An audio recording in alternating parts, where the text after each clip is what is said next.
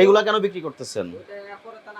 এটাতে ক্যাফেইনের মাত্রা বেশি, এর জন্য এটা নিরাপদ খাদ্য কর্তৃপক্ষ থেকে নিষিদ্ধ করা আছে। এটা দীর্ঘদিন থেকে 2019 সাল থেকে। লক্ষ্য করেন, হাই ক্যাফেন 250 মিলিলিটারে 75 মিলিগ্রাম আছে। এই হাই ক্যাফেনের জন্য এটা নিষিদ্ধ করা হয়েছে। এই কি শুধু কৌটা? প্যাকেট প্যাকেটগুলো আছে না? প্যাকেটগুলো বের করেন, যেগুলো প্যাকেট করা আছে। আপনি এইগুলো কোত্থেকে কিনেন?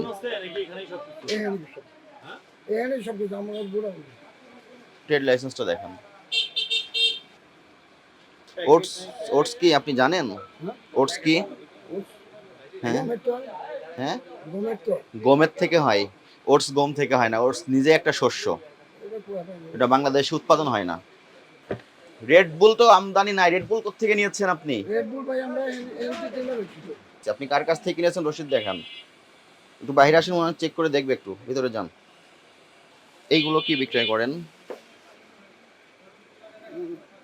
আমদানিকারকের তথ্য কোথায়? এটাই এটাতে আচ্ছা দেখান। আমি তো পুরো না না, বোতলে তো থাকতে হবে, প্যাকেজিং এ থাকতে হবে না আমদানিকারকের তথ্য? আমদানিকারকের তথ্য তো অবশ্যই থাকতে হবে। এগুলো কি বেকারিতে বিক্রি হয় বেশি? বেকারি থেকে তো আপনাদের কাছ থেকে কিনে নিয়ে যায়, যে তারা খাবারে ব্যবহার করে, এগুলো তো সবই ক্ষতিকর। এগুলো আপনারা কোত্থেকে সংগ্রহ করেন?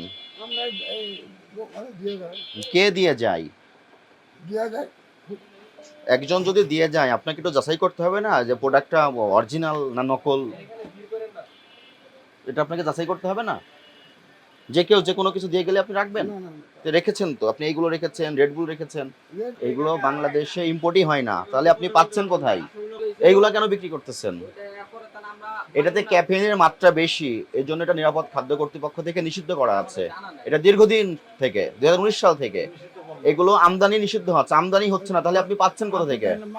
লোক দেয় তো মাল দেয়। লোক দেয়, আজব বিষয়। আপনি একটা নকল পণ্য বিক্রি করছেন, তার সবকিছু কোনো ডকুমেন্ট দেখাতে পারছেন, এর প্রসিকিউশন দেন এটা। বেভারেজ উৎপাদন, বাণিজ্যজাতকরণ, আমদানি বিষয়ে ব্যবসায়ী ভোক্তা সাধারণের জ্ঞাতার্থে বাংলাদেশ নিরাপদ খাদ্য কর্তৃপক্ষের গণবিজ্ঞপ্তি। সকল প্রকার কোমল পানীয়, কার্বোহাইড্রেট বেভারেজ, এনার্জি ড্রিঙ্ক, শক্তিবর্ধক কিংবা জাতীয়, এই দেখেন 145 মিলিগ্রামের বেশি প্রতি লিটারে যদি ক্যাফেইন থাকে, সেটাই আমদানি নিষিদ্ধ করা আছে। রেড বুলটাও এটার তালিকাভুক্ত। এটা অনেক পুরনো থেকে। এখন উনি তো বলতে পারতেছে না কোত্থেকে কিনেছে, ওনার কথাবার্তা সন্দেহজনক। না, আপনি বলেন, এই রেড বুল আপনারা কোত্থেকে কিনেছেন? এগুলো যে ট্রেড লাইসেন্স আছে?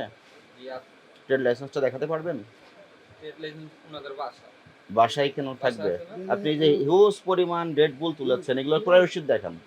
লক্ষ্য করেন, হাই ক্যাফেন 250 মিলিলিটারে 75 মিলিগ্রাম আছে। এই হাই ক্যাফেনের জন্য এটা নিষিদ্ধ করা হয়েছে। আপনি কি কোনো ডকুমেন্ট দেখাতে পারবেন এই মুহূর্তে? এই মুহূর্তে নাই। এগুলো আর বিক্রি করতে পারবেন না আপনি, না না বেশি। এবং সবগুলো ডিস্ট্রয় করেন। এগুলো বিক্রি করবেন না। আমদানিকারকের কোনো তথ্য নাই। আপনি যে পণ্যই কিনবেন, যেটাই বিক্রি করবেন, আমদানিকারকের তথ্য দেখে রাখবেন।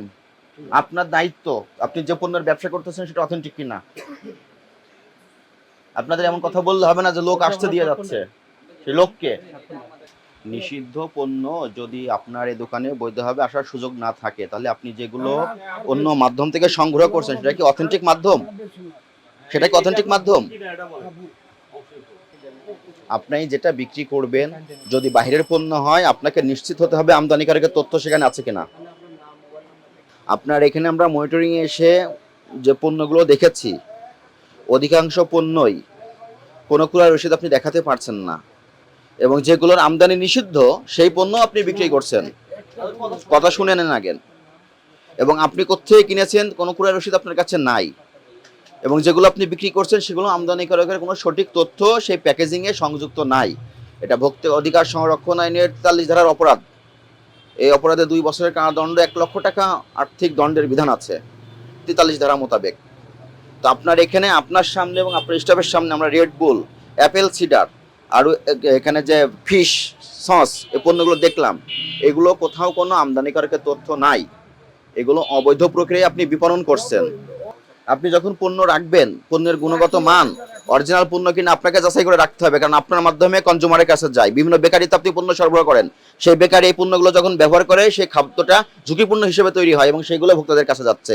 তার মানে এই যে নিরাপদ খাদ্যটা যে বাধাগ্রস্ত হচ্ছে, তার সম্পূর্ণ সাপ্লাই চেইনের আপনি একটা অংশ হয়ে গেছেন। এটা আপনার করা যাবে না। আপনাকে আজকে সতর্কতামূলক 30,000 টাকা আর্থিক জরিমানা করলাম এবং আপনাকে নির্দেশনা দিচ্ছি, আজ থেকে এই ধরনের পণ্য আপনি আর বিক্রয় করবেন না।